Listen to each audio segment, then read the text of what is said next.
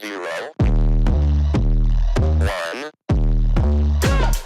Let's get Hello started. and welcome to Beyond Top 10 Tennis. My name is Dr. Ashley Morgan-Berge and I'm your host. If you're not familiar with my work, would like to learn more about it, head on over to AM8 International, the first tennis lab of its kind worldwide that is centered on delivering top 10 tennis rankings and is 100% backed by science. I'm the author of 14 books behind multiple theories and have been an elite coach for over 20 years and work with athletes around the world, Europe, the United States to Australia. I'm also the world's leading authority in this space with my research coupled with my extensive coaching background, being responsible for landmark findings to deliver the next generation of play. With new foundations this season of my two latest releases, My Tennis Black Book and My Tennis Workbook, this season is like none other before. So as always, buckle in and enjoy the ride. Welcome to another edition of Beyond Top 10 Tennis. For those of you who have been with us for some time, thank you so much. We would not be here without you, and you know what we are all about. If you are new, especially this season, it's perfect timing because these two new or latest releases, My Tennis Black Book, Federer, Nadal, Serena, Djokovic, came out in December.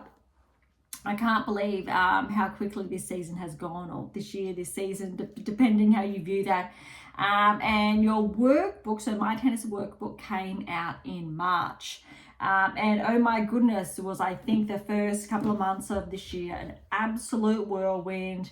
And then we focused on the French Open, Wimbledon was around the corner, and we've only got a little bit of a breather right now, a few weeks before the US Open kicks off, which is crazy. But the good news is normally, I guess, there's a release at the end of the year, so around December, like your Black Book. This season though, this one did come out a bit earlier, or a lot earlier, which has allowed me, I think, a little bit more time to share with you some key insights, data, etc. I'm not too sure if anything's going to come out end of year. It's been a really busy year already, but I'm sure within the next probably 18 months, I'll say, there is something being worked on in the background that looks at the data. And I think I share this occasionally, not too much, but you'll see all those books in the background. So that's the collection. And there's one fictional book in there. But the What Is Your Game Missing series, so what is your game missing, what is your game missing now, and what is your game missing to win. The second one there was actually voted the #1 book to read worldwide when it was released. Very exciting. If you haven't read them or the series, please do. And they essentially track the best players in the world and share with you what they're doing right, what they're doing wrong, if they're going to progress towards the top 10, or if they're not going to progress towards the top 10, if they're going to potentially go on to win a Grand Slam and not. And I think there's around an 80-90% success rate. So it's absolutely profound, first of its kind, backed by the data, the science, and that's why I guess I share that in every single introduction of Beyond Top 10 Tennis. Where am I going? So I had to wait a couple of years, seasons to compile more data. So more recent releases have focused on other aspects that you really need to look at and view in your game that obviously correlate with that top 10 ranking, Grand Slam successes, etc. So in the background of Beyond Top 10 Tennis, there's all this exciting data, if you like, being collected. And again, so 100% backed by science. But, 5 years ago, Sabalenka wasn't #1 in the world. Alcaraz, Sinner, that rivalry hadn't really blossomed. And they hadn't won a Grand Slam at all. Swiatek, I think, was just won her first Grand Slam-ish. So, and a lot more, obviously, and Gore hadn't won her first Grand Slam either. You see where I'm going. So there's all that exciting, I think, newness, for lack of better wording, that has come on tour. And I would have spoken about in different books. Also, I'll say your Black Book, the next generation of play. And that's what we have now. Yes, Djokovic is still in the mix, but it's a bit of a unique situation where he's had his generation, which has also coincided with and crossed over to the new generation. So there's a lot of, I think, background work that goes into writing a book in any way, shape or form. But when it comes to a more scientific publication text that I then break down and simplify so everyone can read it and apply it, there's a lot there.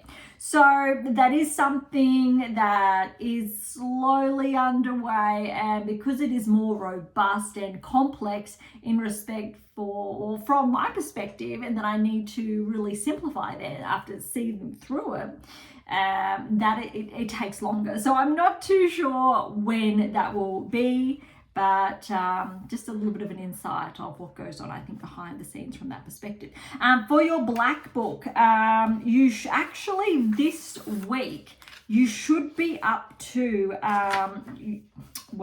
week 4 of block 7. So right there, but really, you should have finished this one in the past week or the weekend just gone, and this is actually the beginning of this week is your built-in rest periods, and we've spoken about that previously, so I'm not going to go into detail. You have the extra chart work obviously in your black book that you should have been completing throughout.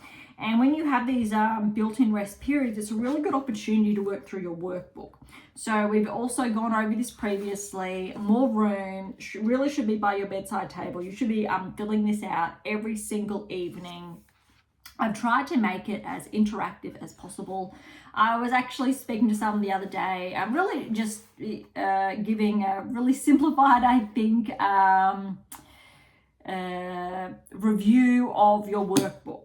And I thought, why not? And what it is that if I was coaching you, and I cannot coach each and every one of you, irrespective if you're in the top 10, top 100, or you're an aspiring player at your local academy looking at entering your first tournament, it doesn't matter. And that's what I really champion a lot of my work, is to try to accommodate a very broad, I suppose, playing cohort to allow you to really utilize all of the winnings, all of the really important aspects to get you to the top 10. Obviously, if you're in the top 10, you're going to focus more on the 8 keys, solidifying them into your game, the application, integration, the frequency, the fine tuning there towards Grand Slam successes.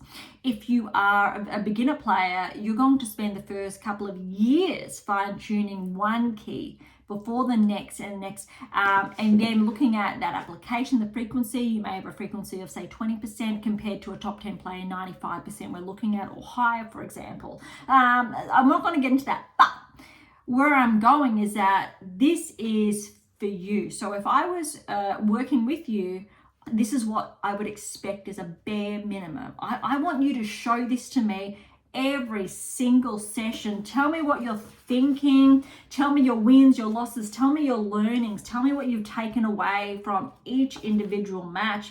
And I'm going to do the same with you, what you're working on. Talk it out, reflections, things to talk to with your coach, and what you really should be doing. Notes as well, quick analyses of your opponents, etc.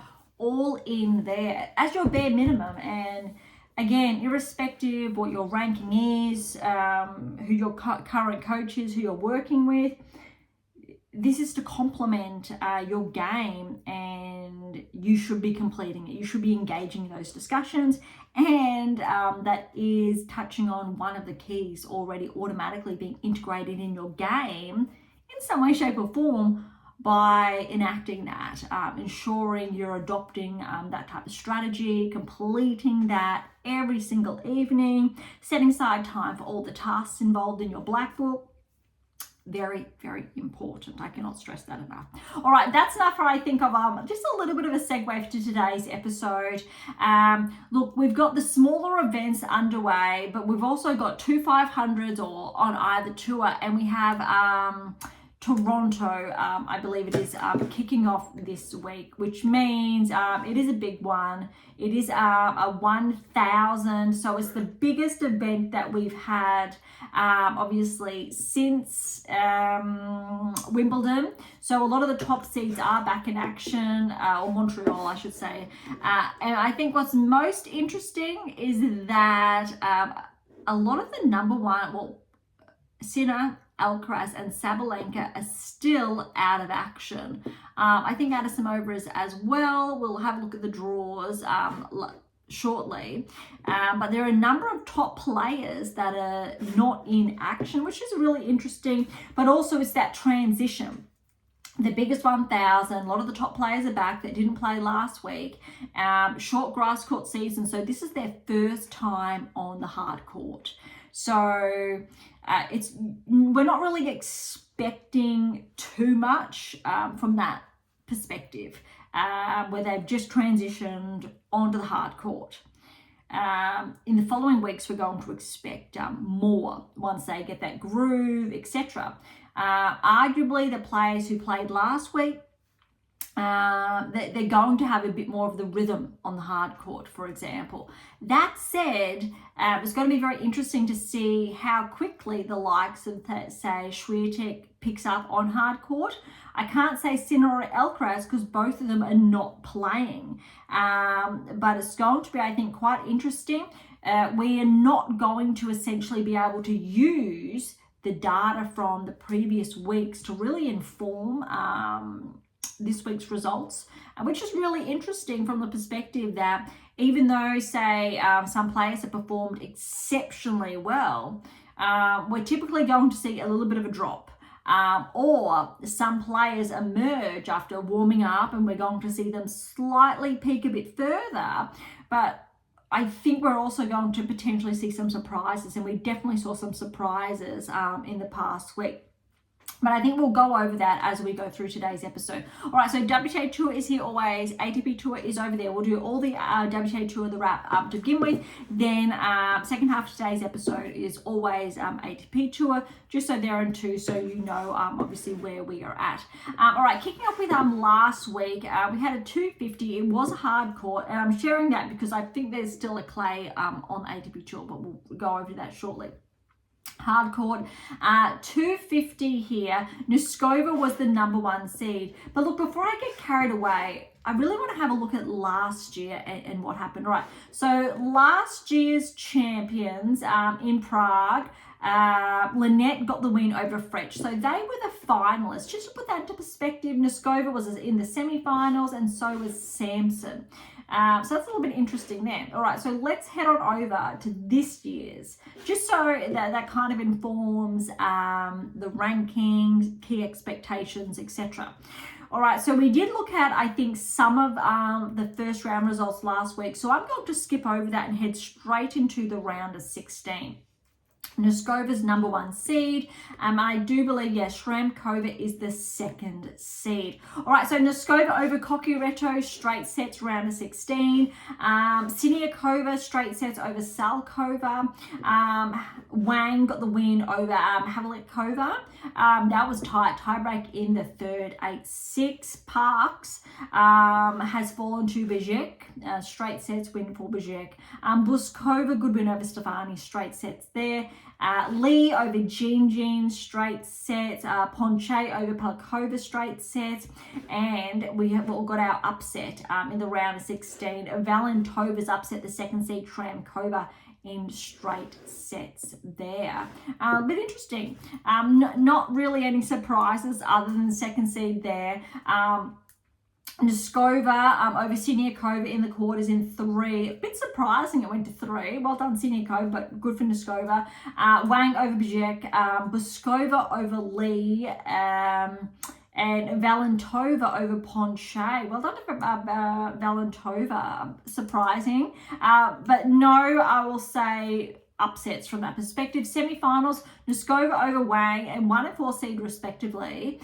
So both Noskova and Wang obviously anticipate to get to the semis. Bottom half of the draw was wide open. Bouzkova though, 5th seed over Valentova, who took out the second seed straight sets there. And I think this is the most surprising, is that Bouzkova got the win over Noskova in 3 sets. So we haven't seen, I think, Bouzkova really tracking this season or making too significant inroads. She has been obviously there, but not say on par with, say, Noskova and how well she's been playing or starting to track again this season.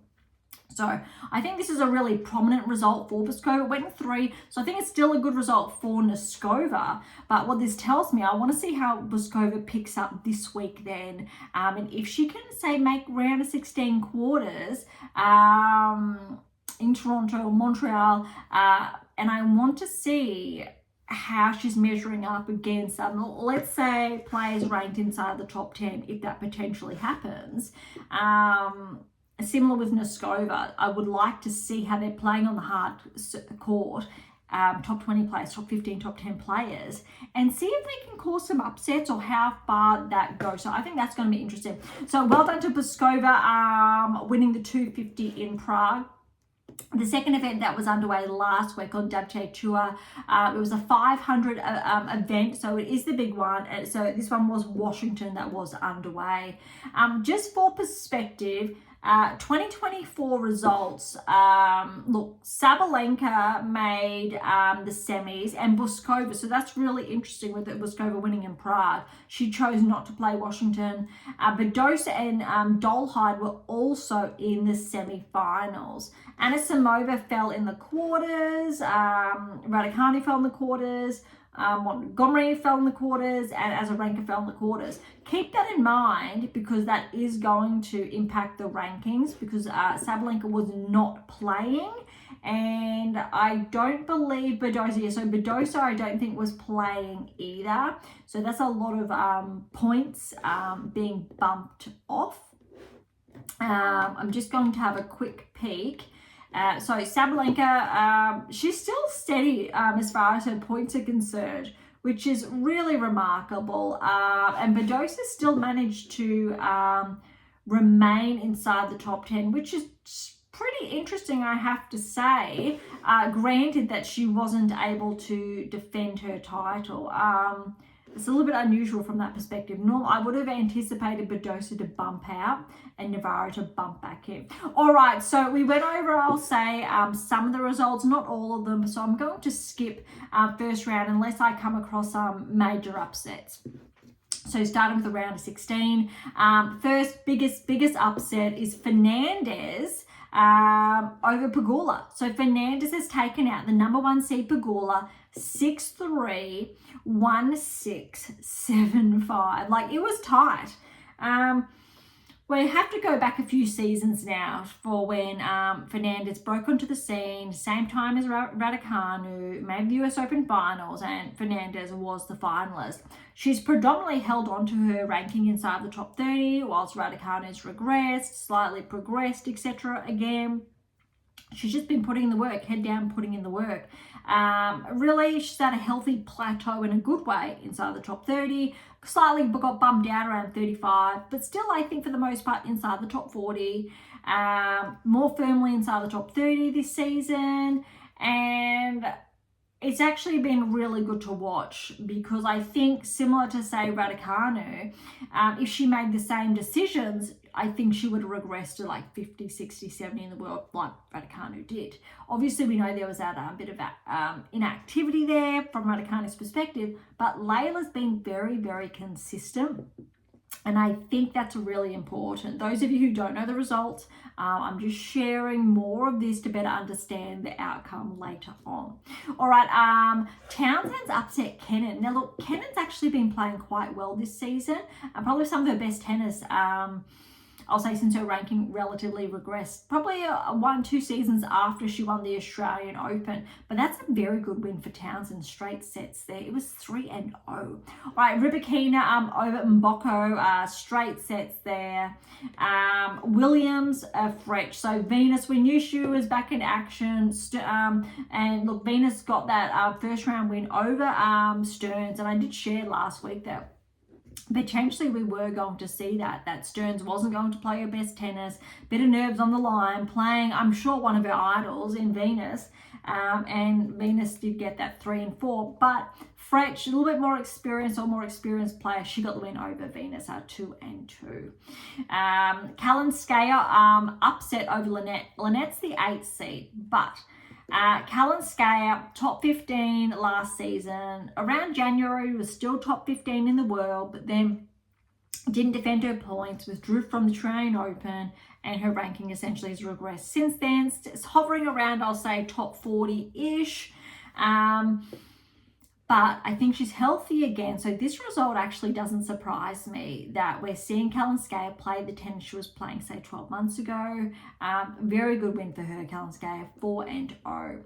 Tauson over Dolhide. So remember Dolhide, she had a deep run last year, so she will be docked some points. But good win for Tauson. In 3, but great to see her back, obviously, after Wimbledon and that tight match with Swiatek. Raducanu over Osaka, 4 and 2. Would have anticipated that to be a little bit more or to be closer.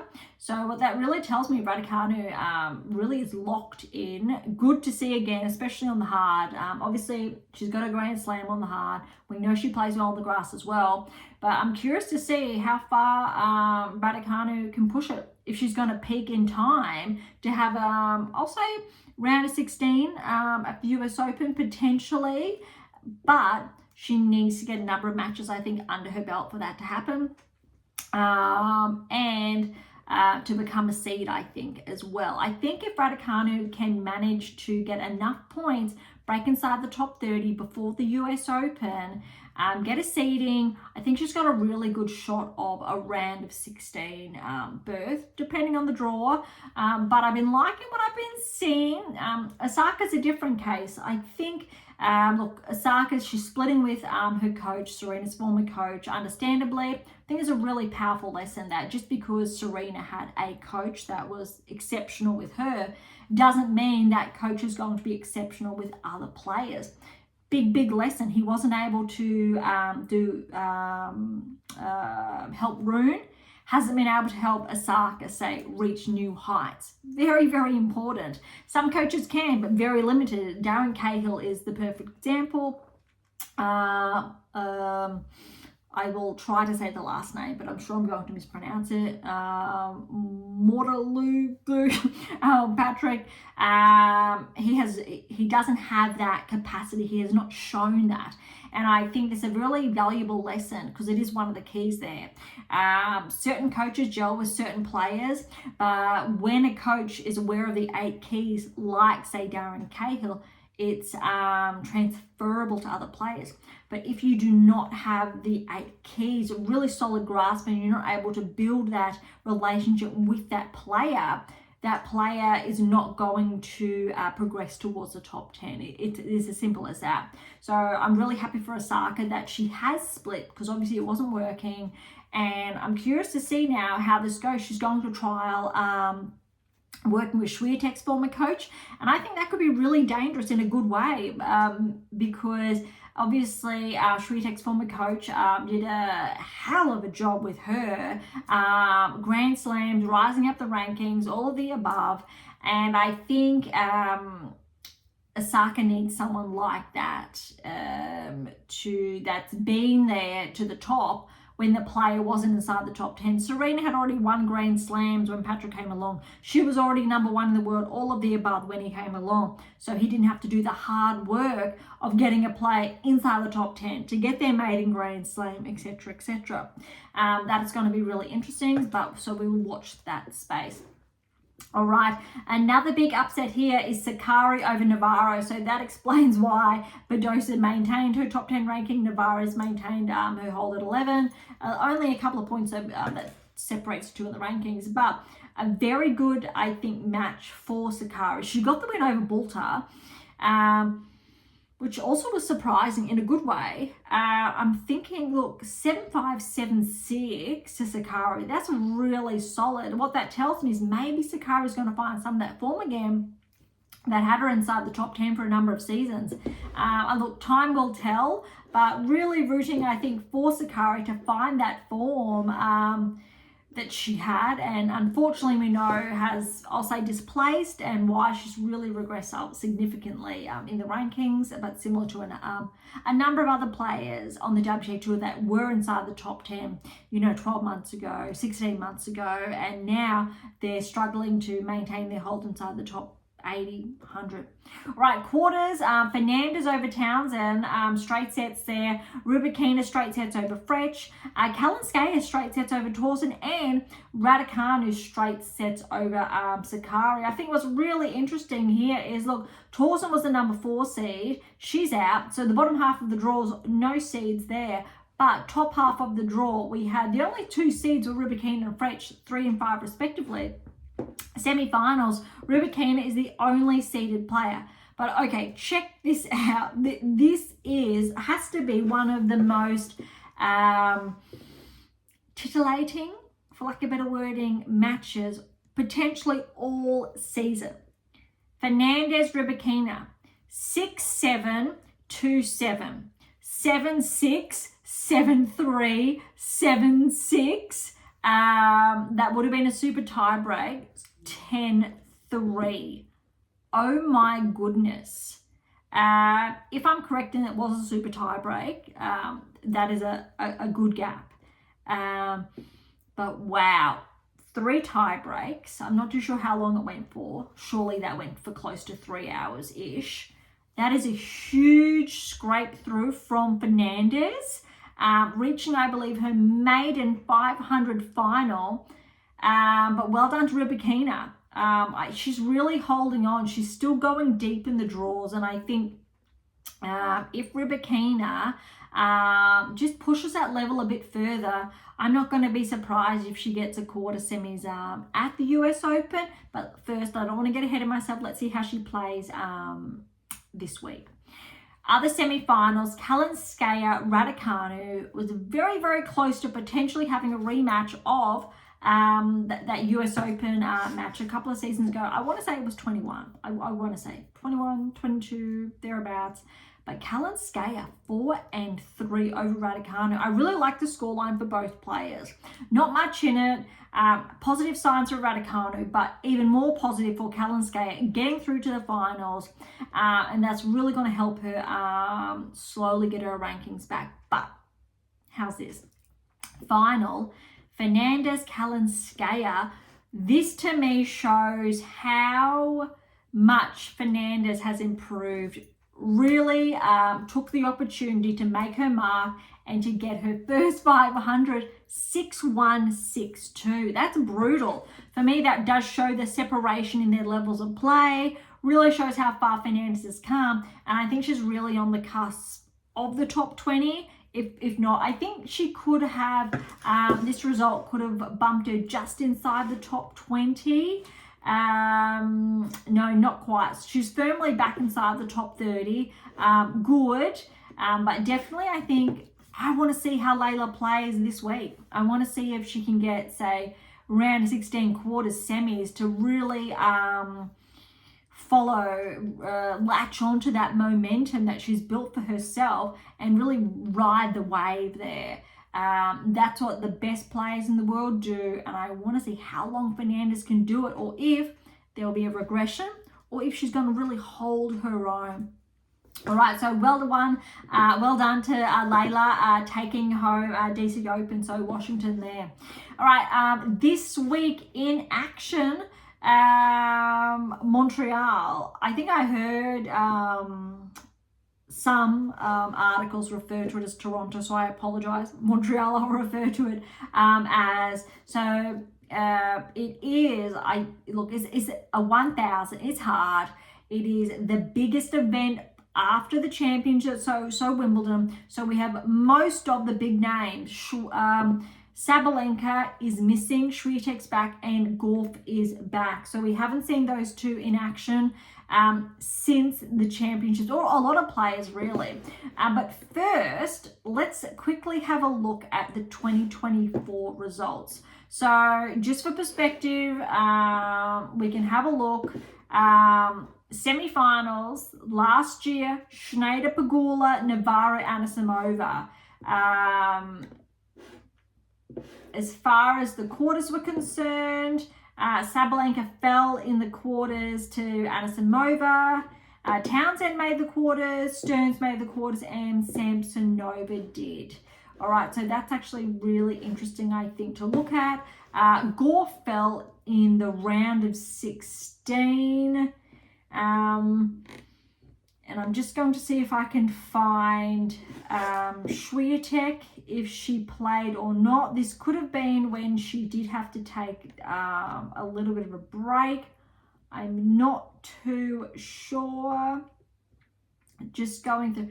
I'm going to guess that actually Swiatek did not play Toronto last year. It doesn't look like, no, so it doesn't. So she did not, but it was at a time last year when Sabalenka must have been pushed to 3 and Gauff to 2 because Gauff's the number 1 seed. But this is last year, just for perspective, which means Swiatek does have points to gain. Obviously, Gauff's to defend. Sabalenka will drop points from not playing, but hey, she's got over 12,000 points. She's got a huge lead. I think she's up to, she's got about, a 5,000 point lead, over 5,000 points at this stage in the ranking. So she's absolutely safe. In all fairness, Sabalenka probably doesn't have to play for the rest of the season if she didn't want to and still finish at number 1. So that is actually quite astonishing to look at it from that perspective, I think. All right, here we go. All of the first round draws got completed, I think, earlier today. That's why this week's episode is back to midweek release, because I wanted to have all of first round matches were over 2 days instead of just say the one, because it is a very big event. So I can share with you the first round encounter. All right, Gauff has the bye. Collins got the win over Tomova. That's a good performance from Collins. So she will be playing Gauff in the second round. It'll be very interesting to watch. Veronika Kudermetova 3 sets over Buska. She's got Danilovic in the second round. Mboko over Birrell, straight sets there. So she will play Kennan in the second round. That'll be interesting. Mboko definitely on the rise. Bouzkova, keeping that momentum from Prague, straight sets win over Uchijama. She's got Schneider next. That'll be really interesting. That's what I want to see. Bouzkova riding the high from Prague, playing some really good tennis. Schneider, she did make the semis last year. So one's either going to be docked points and their ranking, slight regression potentially next week, or Bouzkova, if she maintains that momentum, that'll be a good telltale sign for how both players are tracking. All right, Zhu with a straight sets win over Gracheva, so she's got Alexandrova second round. Lemens, a 3-set win over Polonina Kudermetova, so Lemens has Haddad Mayer in the second round. Kruger with the bye, so she's going to play Bozes Meniera, who got a 3-set win over Chirico. Ito 3-set win over Volnets. So Paolini, I'm really curious to see Paolini back in action, because she did obviously fall early at the championship, so we haven't really seen much of her since. Looking to see if a little bit of extra rest, if Paolini picks up her form again, because we know she's still inside the top 10, but has taken a little bit of a hit as far as the rankings are concerned. All right, Andreescu, wow, got a first round win over Krejcikova. A little bit brutal there, because Krejcikova's taken a big hit from not defending, obviously, her Grand Slam championship from last season. And we've gone over injuries, etc. Just bad luck, unfortunately. I wish her ranking was protected rather than a top 10 player being hit or regressing to 80 in the world because of injury. I don't really think that's fair. But Andreescu, really good. We haven't seen much of her. I think early this season was playing good, late last season. Bit of a regression again, coming back around. But she's got Andreeva in the second round. That'll be interesting, because we also have not seen Mira play since the championships. All right, Joint and Fernandez. That's going to be interesting. Look, Joint did fall early last week in Washington, but she was really dangerous leading up to Wimbledon. I'm curious to see if Fernandez, she's riding that high. But the winner of that match, I think that's the only first round match that hasn't been completed. Winner of that match will play Kessler. Noteworthy though, Fernandez I think is now 24 in the world. Kessler is the 28th seed. So the seeds came out before Fernandez won the title. So technically Fernandez is ranked higher than Kessler. So that's one to watch as well. Vondrousova 3-set win over Iala. That's a good match from both players. Vondrousova has Kostyuk in the second round. That'll be a big one. Blinkova over Dolhide. That's an upset there. So Dolhide will be docked points. So Blinkova will play Kazakhina in the second round. Baptiste, good win over Oskoi. Straight sets there. So she's got a Rybakina second round. As always, I apologize for my mispronunciations because I'm absolutely certain they are there. I genuinely do apologize. I do my best. All right, Stasuk over Christian over Stasuk in 3 sets. So Christian's got Noskova. Let's see if Noskova is keeping that momentum from being a finalist last week. And again, how far she can push it. Osorio, straight sets over Pera. Good win there. She's got Yastremska in the second round.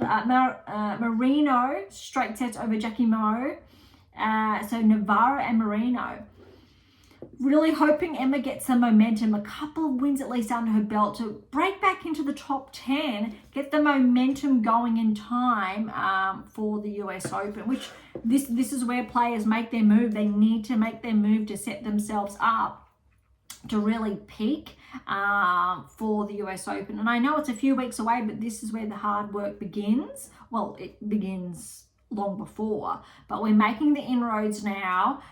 So quarters, semis, good or further, but we don't want to peak too soon, but we really want to find that momentum and start to cause a bit of damage.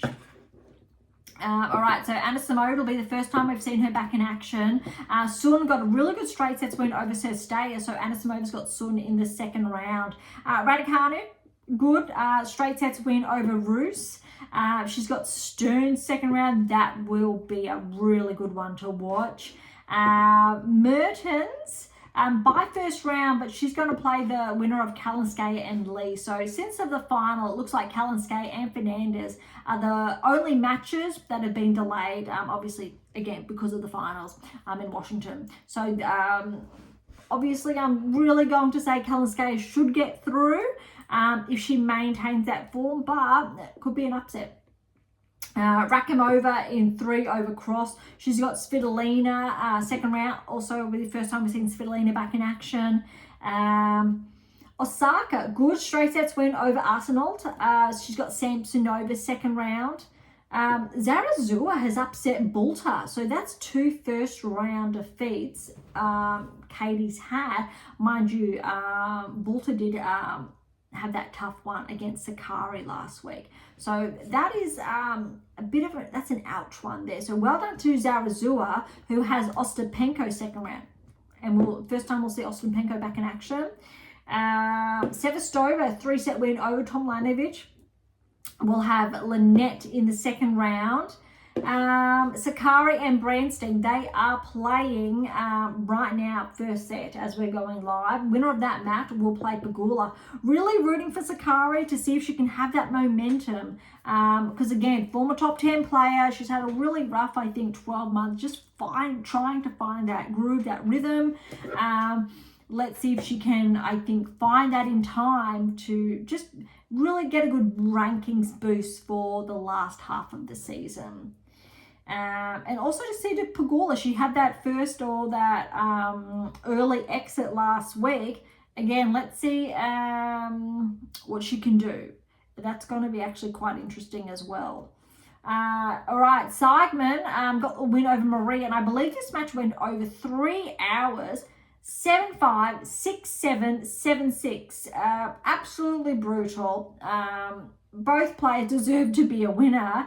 And Seidman, I believe, had to qualify as well. Maria maybe as well, but that's rough. So winner, Seidman, has keys in the second round. Parks and McNally, they still have to play. Winner of that match will have Tramkova.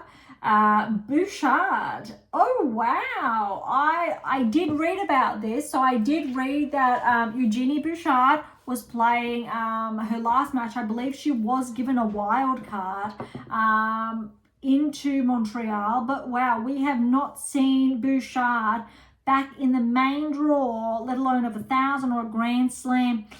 Oh, I think for about 2 seasons now. So Eugenie Bouchard, those who are not familiar, I believe did get just inside the top 10 semi-finals, I want to say, I think at Wimbledon, going back 7, 8 seasons maybe ago. Those of you who are not familiar, actually, Bouchard actually had a fall in the changing rooms. I mean, I believe it was at Wimbledon or one of the events, and got a concussion.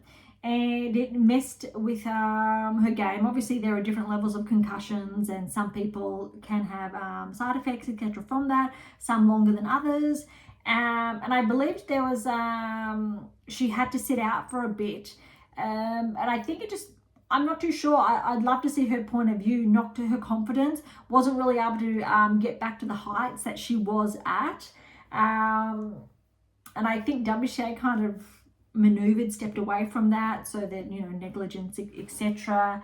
But I know she's, look, I think signed with pickleball this year or last season. It's been a bit disappointing to see a really good player move themselves away from the game rather than, but, you know, each to their own. I think some players obviously have their whole life, their whole career on tour, well, up until they're, say, in their 30s, so not whole life, just beginning. But Bouchard really stepped away, whether it was intentionally or unintentionally, a number of seasons ago now. So I believe this is her going away match, so her official retirement away from tennis. And that's big news. And she got a first round win over Arango. I don't think many people would have expected that. 6-4, 2-6, 6-2. A great win, I think, for Bouchard.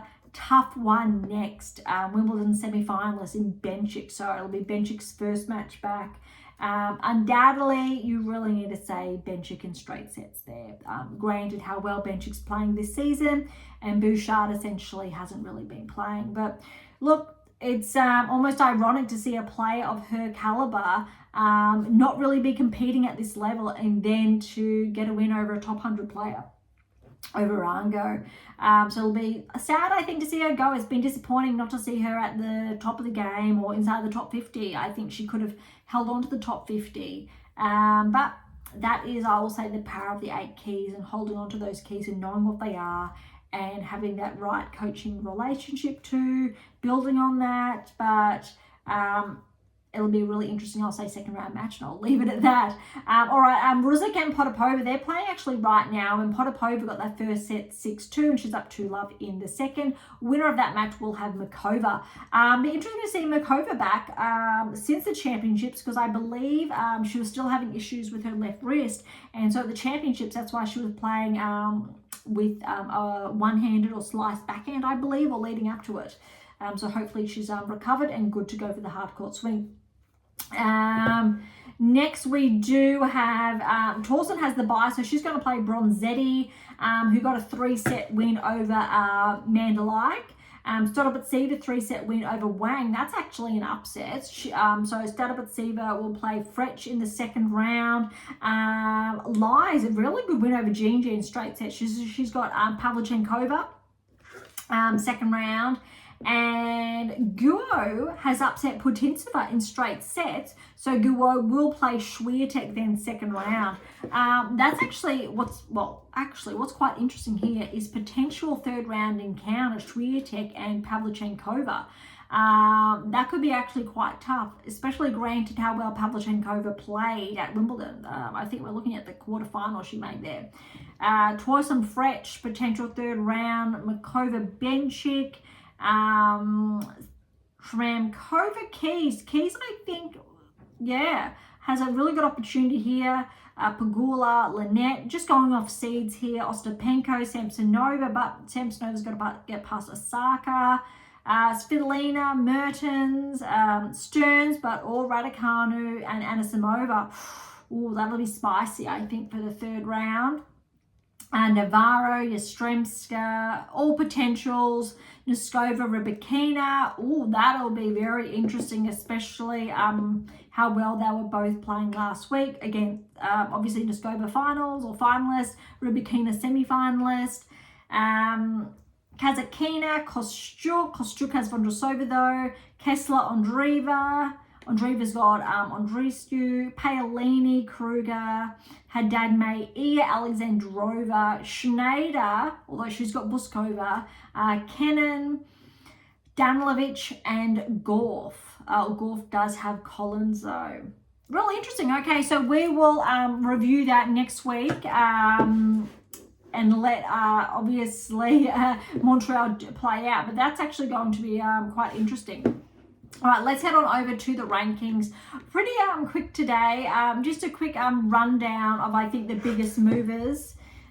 We've got a couple of big ones this week, but starting at 100 is Jackie Mo. She's back 4, so we're setting that at 100. Look, Lulu Sun's taken a really big hit since the championship. Only back 2, but she's at 97 now in the world. Azarenka, also a big hit. She's back 2 to 95 in the world. I think it's her biggest or her lowest ranking since coming back from maternity leave, but we did touch on that the other week. Valentova, huge spike in her ranking, up 14 places to 92 in the world. 18-year-old from the Czech Republic, welcome to the top 100. Valentova, that's huge news. Well done there.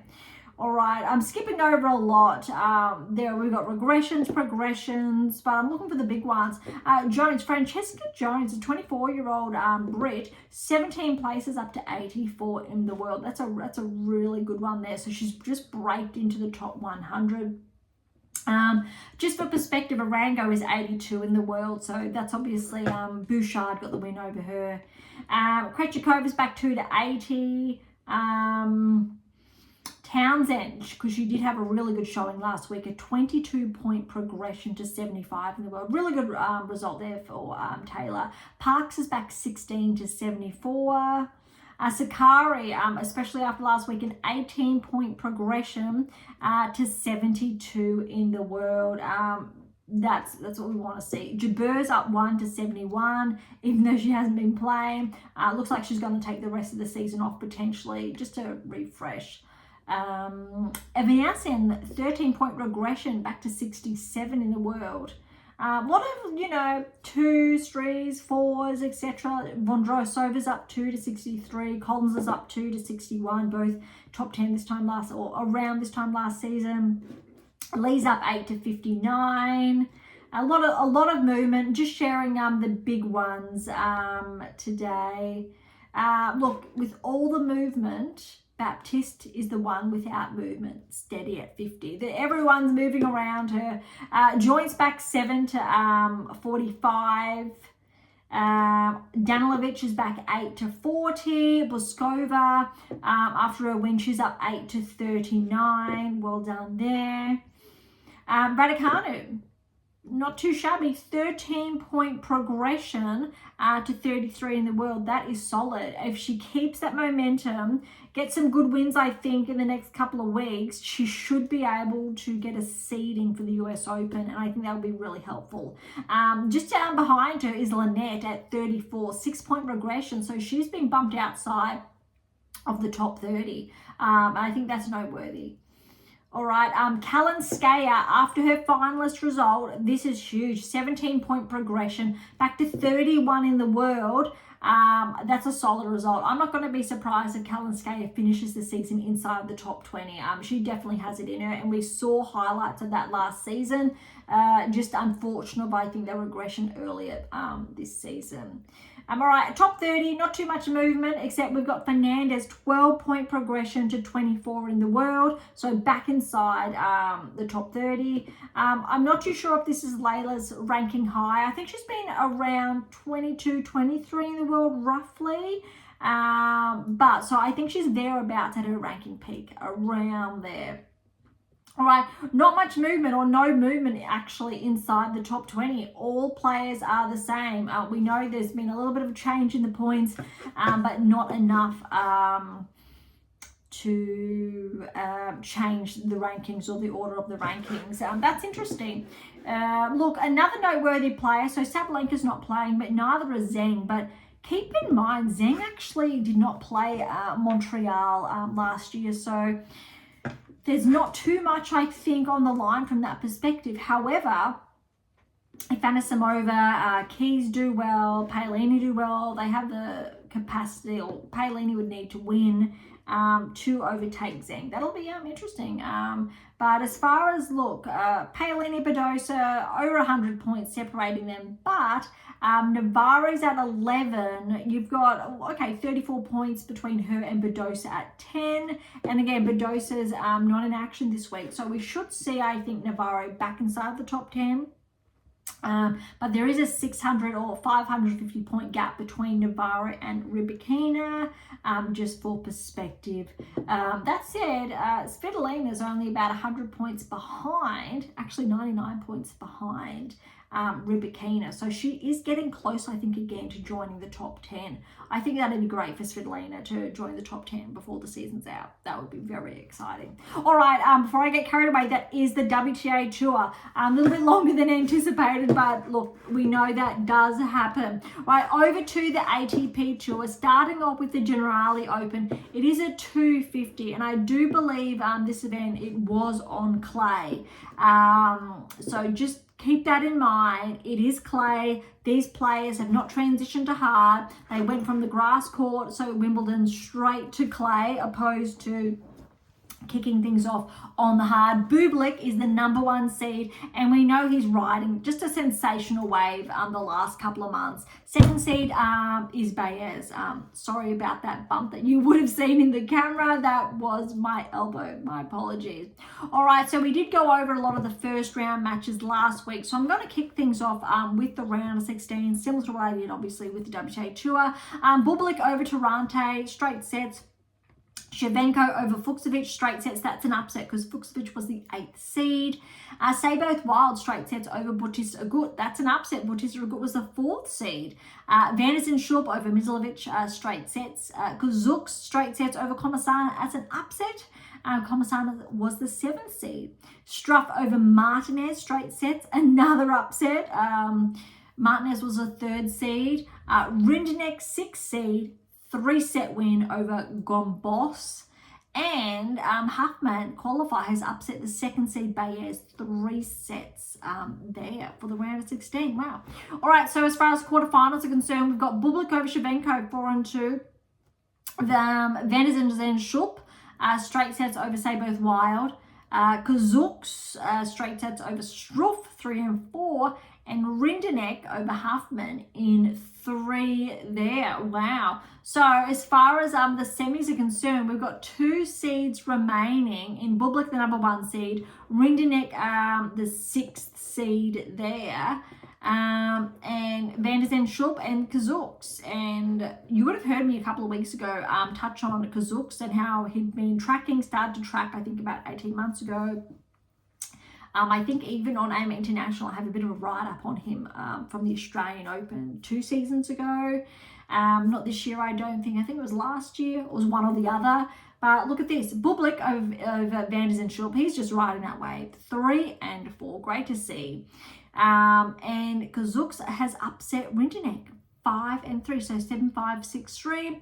As far as the finals are concerned, Bublik and Cazaux, I'm not too sure if this could be Cazaux' first ATP 250 final. 6-4, 6-3 to Bublik.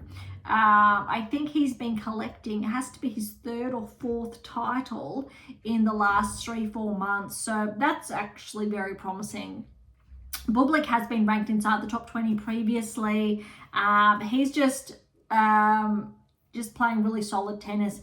To put it into perspective, though, in all fairness, we really need to review, it's the 250s. and he is typically the higher ranked player. However, prior to the championships, he did get that title over Medvedev, remember, when he was just playing sensational tennis. I actually think, without a doubt, Bublik has the capacity to finish the season inside the top 20 if he maintains his current form. Absolutely. Although I will chime in that it was only, I think, at the beginning of the season, he had some very, I will say, distasteful remarks to say about Federer and Nadal, and Murray, I think it was as well, which was really disappointing. And he was ranked around 80 in the world, regressed back there. And unfortunately, depending what side you're on, he's been performing quite well, obviously, since. It was just disappointing to see a player of his caliber that was former top 20 share that about, obviously, players that have really lifted our game up. But well done, Bublik, taking home the Generali Open. All right, over to Croatia, the Umag Open there. This one is a 250. I also believe it is on clay as well. For perspective, we've got Cirandulo, I'll say that again, as the number 1 seed, and Darderi is the 2nd seed. We went over, I'll say, a couple of those first round ones last week. So we're going to kick off with the round of 16. And Taberner has upset Cirandulo, the number 1 seed, second round, 6-7, 6-4, 7-5. So that is the big upset there. De Jong has upset the 5th seed Navone, straight sets. Zumher's the 4th seed. He's got a win over Wawrinka, 4-5. I just love still seeing Stanley out there. He won his first round match, so it's just great to see Wawrinka out. Droget has upset Kopriva, the 8th seed, straight sets. Lamez Ruiz is a qualifier, and he's got the win over Atami. Ugo Carabelli, 3rd seed, a 3-set tough win there over Passaro. Prismic, another up-and-coming player, 3-set win over Bassasvili. And Darderi, straight sets win over Sang. Wow. All right, so quarterfinals, top half of the draw, we've only got the 4th seed left. Bottom half, we've got the 3rd and 2nd seed left. So Taberner, who took out number 1 seed, he's got the win over De Jong, 7-5, 6-3. Zumher's got the win over Droget, qualifier, 3-6, 7-5, 6-2. Ugo Carabelli, 3rd seed, got the win over Lamez Ruiz, the qualifier, 4-2. And Darderi's got the win over Prismic, who did have a wild card, 1-6, 6-2, 6-3, which means our semi-finalists, we've got 3 seeds left. 2nd seed in Darderi, 3rd seed in Ugo Carabelli, and 4th seed in Zumher. Cirandulo is the one missing after his early exit, but Taberner, who took him out, is there. And Taberner has taken out the 4th seed, Zumher, 6-2, 6-1. That, to me, puts Taberner on the radar, taking out 2 top-level players. That's going to be interesting to see how Taberner, if he keeps showing up, if he starts tracking or not. But that definitely, I think, is noteworthy, does garner the attention. Other half of the semi, Darderi over Ugo Carabelli, 2nd and 3rd seed respectively, 7-6, 8-6, 6-3. Finals, Darderi, Taberner. Darderi obviously a little bit too good for Taberner, 3-3. Well done to Darderi. There is definitely something in the water in Italy with the amount of players coming through, performing sensationally. They definitely have a very good grasp on a number of the 8 keys, some all, a couple some off, so that is a noteworthy one to remember. All right, so well done to Darderi taking home the Croatia Open, I will call it. All right, Washington is next that we need to go over. So there was one more event on the ATP Tour last week, over the WTA Tour, for example. All right, I'll say that we went over some of the first round, which we didn't really, but I'm going to give more of the attention to the second round results, and I will look back to the first round if and or when relevant. All right, so Fritz had a bye.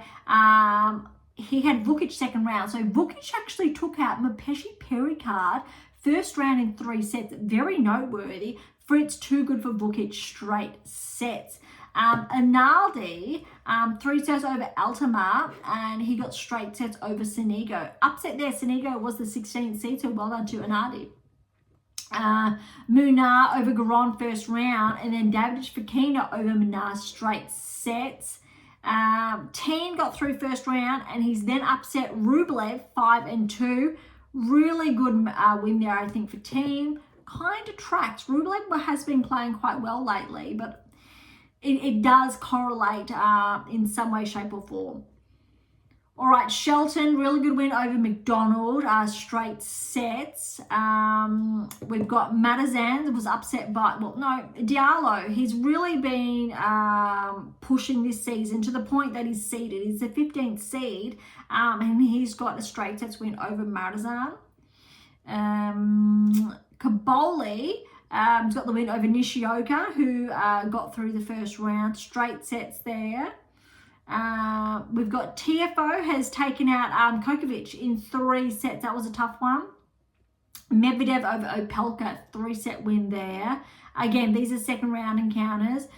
First round though, Wu took out Monfils. Wu's the qualifier, took out Monfils straight sets. And then Wu, the qualifier, has taken out the 10th seed Poprin in 3. That's noteworthy. Well done, Wu. That is big, big news. Michelson got the bye. However, Evans, he's just keeping that momentum from Wimbledon. He won his first round in 3 against Berge, and then he's upset Michelson straight sets there. Well done to Evans.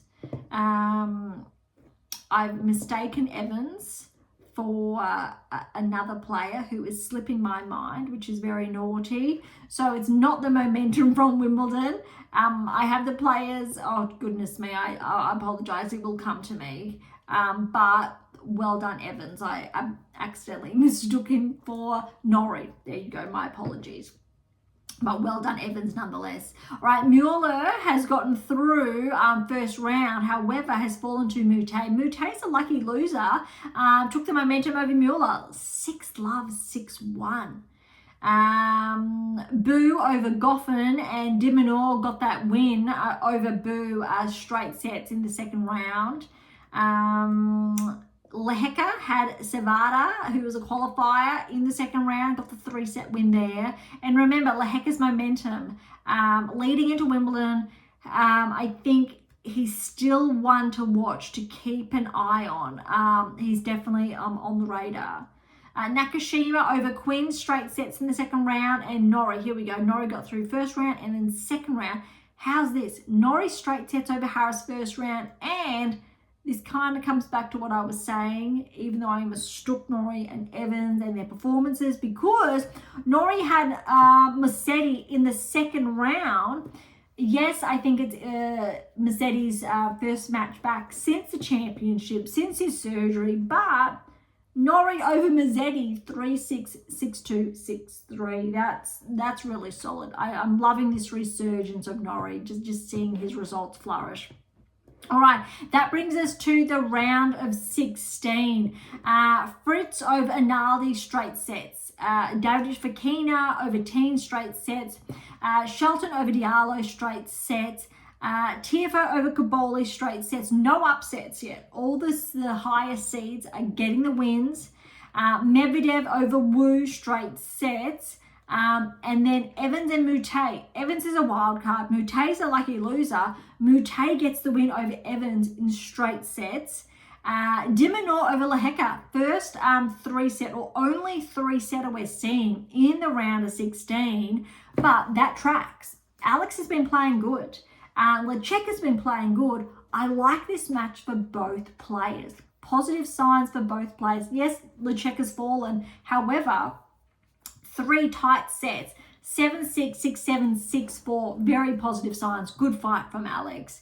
And Nakashima over Norrie. All seeds, good to see, but also noteworthy, the players that made the round of 16. There's 8 players, or some, I'll say 50% were anticipated to make the round of 16, but the other were not. All right, quarterfinals. We've got a number of upsets in the quarters, starting with Davidovich Fokina over Fritz. 7-6, 3-6, 7-5. That doesn't surprise me. Davidovich Fokina, he's been making some really positive progressions this season. are really good. Fritz, you need to remember he played back-to-back events prior to Wimbledon, had a good run at Wimbledon. He needs, I think, just to come up for some air. And I think falling early here in the quarters is actually good because it's going to set him up, hopefully, with a little bit fresher legs for Montreal. All right. And so I'm very curious to see how well Fritz plays in Montreal if he can take the third ranking from Zverev, because I think maybe Fritz should be able to do that before the season's out, potentially. But I think that's actually a battle to watch, opposed to, say, the Sinner Alcaraz battle, also the Fritz Zverev battle. And I think that really started about 12, 18 months ago. All right, so well done to Davidovich Fokina. Shelton over Tiafoe, that's a solid win. We're really seeing Shelton, I think, come into his own, take ownership really of being a top 10 player and perform. Not all the time. We've seen him with some early round losses since then. It's only been a few weeks, but for the most part, Shelton has been living up to those expectations. Big upset here, or surprise. Mute, the lucky loser, has upset Medvedev, the 8th seed, 1-6, 6-4, 6-4. De Minaur, good win then over Nakashima, straight sets, which means semi-finals, Davidovich Fokina, 12th seed, Shelton, 4th seed, De Minaur, 7th seed, and Mute, the lucky loser, 50-50, we'll call it, because Davidovich Fokina got the win over Shelton, 6-2, 6-4. De Minaur over Mute, 4-3. And this one was brutal. The final, Alex, so De Minaur and Davidovich Fokina, 5-7, 6-1. Third set tie break. And I do believe Davidovich Fokina had 3 match points, I recall. But that sounds incorrect because I'm looking at the scoreline. So those 3 match points must have been early on in the set, not in the tie break. Alex has got the tie break. If it's a 10-point tie break, we're looking at 10-3, 7-3. Sometimes I get mixed up between the 10s and I try to gauge. So if you have some words of wisdom, send that through. A little bit tricky sometimes. All right, so well done to Alex. This was actually really big and no surprise whatsoever for those of you who follow Alex, who are big fans of De Minaur, how well, he's such a remarkable sportsman, how he consoled Davidovich Fokina, understandably upset after the loss. Alex just going to sit down with him. Absolutely first-class sportsman to Alex de Minaur. Well done, 10th title and back inside the top 10 where he belongs. And really, really exciting, I think. I'd love to see Alex go deep. I think a lot of us Aussies are waiting for Alex to win a Grand Slam. I think he has it in him. Although Sinner Alcaraz obviously are really, really dangerous. But Alex, I think he's still in with a shot. I mean, if Fritz can make a final, De Minaur, I think, has it in him. Very different style of game, but he did make the quarters of all Grand Slams last season, just to put that into perspective. So was a part of the 8%. Yeah. All right. Well done, Alex. I'm curious to see if he can keep that momentum in Montreal this week. Also, well done to Davidovich Fokina. We will see a big jump in the rank, or a little bit of a jump in the rankings as well, deservedly so. All right. Now let's head on over to Montreal. Looking at the draws here, we do have, I think, most of the first round ones have been done. There may be 1 or 2 lingering, but let's head into it. Zverev has the bye. Walton got 3-set win over Bonzi, so Zverev will have Walton in the second round. Kate's qualified, and he's upset Fonseca first round straight sets. So Kate will have Analdi in the second round. Echeverry got the win over Herbert in 3, so we'll play Grigenspor second round. Minaur straight sets over Martin. So Minaur has Surundolo second round. Suravincia, a lucky loser, straight sets win over Blocks. I really hope I pronounced both of them right. I really need to try. We'll play Medvedev in the second round. Arsenault with the wild card got the win over Roy, a qualifier in straight sets. So we'll play Poprin in the second round. Kekmanovic in 3 over Hals. We'll play Mueller. Second round, Mapeshi Perigard, straight sets, first round win over Mokazuki. So he's got Rune in the second round. That'll be very interesting. Duckworth over Shang, first round in straight sets. So we'll play Muzzetti in the second round. Badovera, a qualifier, 3-set win over Monfils in the third round. So he's got Michelson in the second round. Tiane, good straight sets win over Smith. He's got Shapovalov in the second round. Opelka, straight sets over Offner. We'll play Makak in the second round. Be a little bit of upset here. So Fikovic, a qualifier, has upset Fernley. Straight sets there. So has Kakanakov in the second round. Another qualifier got a straight sets win over Bergs. We'll play Humbert in the second round. Baggins over Popsilly. Popsilly got a wild card, and I believe it was his final match. This was his retirement match. So similar to Bouchard on the women's side, Popsilly will be retiring. I believe that was his last match. So well done to Vassal for a tremendous career. So Baggins, the qualifier, in 3 there. So Baggins will play Borges in the second round. Sorflin over Blanchet in 3. We'll play Rudd in the second round. Watanuki's upset Altima. Watanuki is a qualifier. 3-set win over Altima. We'll play Tiafoe in the second round. Vukic over Martinez straight sets. Has Norrie in the second round. O'Connell over Seng, straight sets, has Tsitsipas in the second round. Interesting to see how Tsitsipas does play. He's back with his dad, I believe, as his coach after his split with Ivanisevic. Let's see how I think Tsitsipas's game changes or progresses or regresses. It'll be interesting to see. Komasana, I'm going to call it an upset over Zumher, because Zumher's been playing some good tennis lately. Straight sets win over there for that match. So Komasana has de Minaur in the second round. Rindenek and Galliano need to play one another still. Winner of that match will play Kaboli. Manazan, straight sets over Delian. So Manazan has Augur Alisami in the second round. Quinn, straight sets over Nishioka, so we'll play Nakashima in the second round. Manarino was a qualifier, so he did qualify, got a straight sets win over Garon first round. He'll play Shelton in the second round. Gaston over Bellucci in 3, so Gaston's got Rublev second round. Boo, so remember, Boo, straight sets over Kopriva. We'll play Sanigo second round. Brooksby Mute, they still need to play one another. The winner of that match will have Davidovich Fokina in the second round. Almost there. Boyer qualifier, he got a straight sets win over Kokovic, and we'll play Menzik in the second round. Carino Bustos, 3 sets win over Draxi, who had a wild card, has Fils in the second round. Be good to see Fils back in action. McDonald over Goffin, my apologies, straight sets there. Has Lecheka second round. Gigante, wild card, a 3-set win over Coric.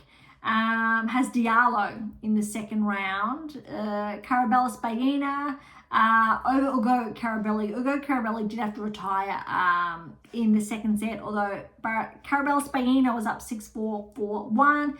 He will play Fritz in the second round. That was a lot, wasn't it? All right, so I'm really interested to see how Montreal does unfold, especially for the likes of, say, Fritz and Zverev. I think there's a lot on the line here. Let's have a look at the rankings, because I think we could definitely see some shuffling next week, and I'm very curious to see how that's going to unfold. All right, starting off at 100 is Jarry. He's just back 2 at 100. Vukic is back inside the top 100, up 6 to 99 in the world. All right, like the WTA, I'm going to try and focus on the big jumps or leaps here. Fernandez and Schulber's back inside the top 100, 16-point progression after, I'll say, a solid last week, up to 87 in the world. Taberner, all right, he made the finals. He is on the radar now, inside the top 100 now. 27-point progression to 84 in the world. Very, very solid. I think that's the biggest jump we're going to see. Cazaux is just behind, 25-point progression to 75 in the world. Belushi's back 9 to 72.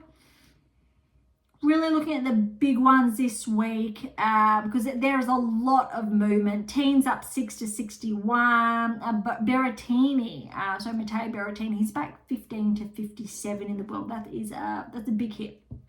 Zimmer's up 7 to 54. Mute, 13-point progression to 46 in the world. Thompson's back 8 to 44. Darderi, 11-point progression to 35 in the world. That is solid. Not too much movement, I don't think we're going to see. Okay, we've got a little bit inside the top 30, just smalls. Tsitsipas is back 1 to 30. Same as Shapovalov, Agor, Elisame, both back 1, 29, 28 respectively. Popram's back 2, 26. Lecheka's back 2, 27. Bublik up 5 points to 25 in the world. So he's really holding his own now inside the top 30. Not too much in between players, so around that range. Surundulo is back 5 to 24.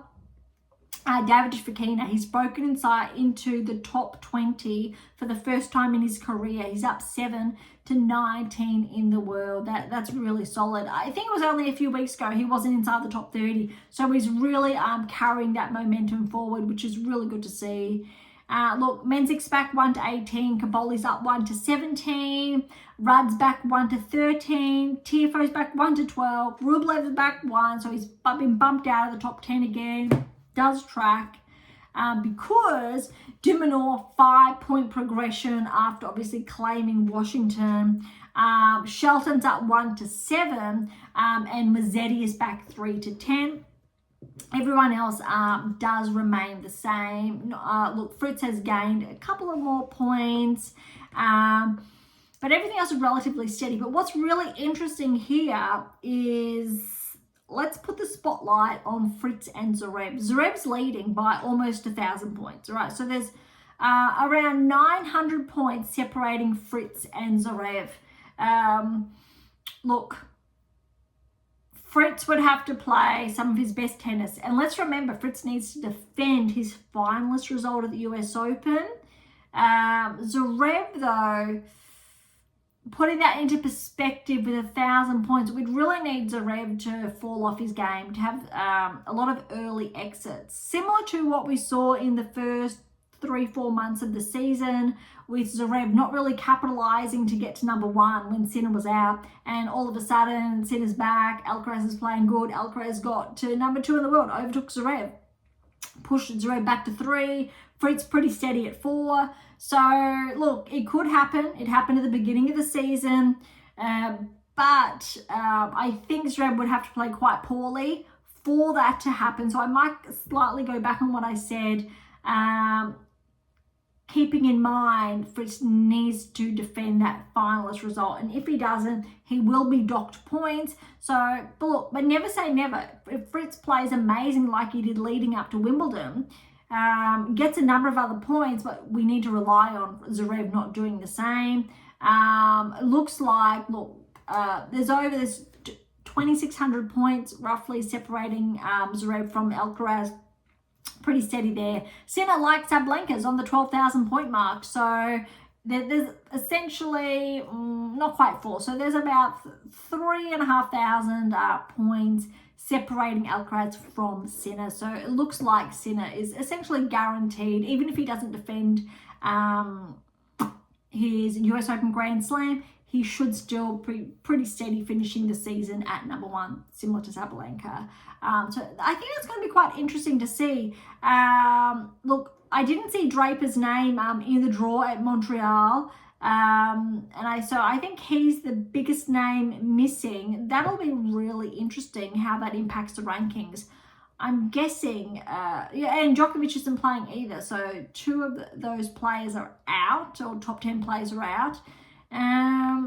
Paul, we haven't seen Paul back in action yet. There are a couple of players that are still out, which means there's still room for, I'll say, some changes. So I'm curious as well to see what changes we're going to really see next week or in about 10 days time.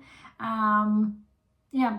All right, I'm going to leave it at that. Hopefully you're thinking like I am about those rankings, about Montreal, what's underway, but really how this week really kickstarts the last quarter of the season, the last run up to the Grand Slam. Obviously, I'm excluding WTA finals, ATP finals, but this is the last big run that the players are really working towards, developing that next peak to see how well they can perform at the US Open. Yes, there are events after, but this is the lead up to the Grand Slam when we're looking at those performances. Yes, after the US, we do have some big events and we're working on, peaking for the finals, but Grand Slam territory, we're in that vicinity now, a few weeks away. It is the lead up. So we're going to be keeping a close eye on how the following weeks do unfold, so we can better track, use the data, predictive analytics for players to progress at the US Open, round of 16 quarters, champions, etc. All right, so thank you so much for listening today. To grab your copy of my brand new release, so my tennis workbook or my tennis black book, Federer, Nadal, Serena, Djokovic, head on over to AM8 International or Amazon, so irrespective of where you're based in the world. If any comments or questions, head to AM8 or Topic Thread, or leave comments directly on YouTube or Spotify. To interact with Beyond Top 10 Tennis, catch up on our blogs or sign up to my newsletter. All links are in the episode notes, as well as how to access our Pink Octopus books to Spruik. And if you enjoyed today's episode, please subscribe, like, share, do all of the above. Beyond Top 10 Tennis exists for you, so please consider sharing us near and far. And if you're serious about heading toward the top 10 or want to know what your game is missing to secure that maiden Grand Slam or more, don't be shy and come and say hi. All right. On that note, thank you so much for listening. I'm so incredibly grateful. I'm your host, Dr. Ashley Morgan Berge, and this is Beyond Top 10 Tennis.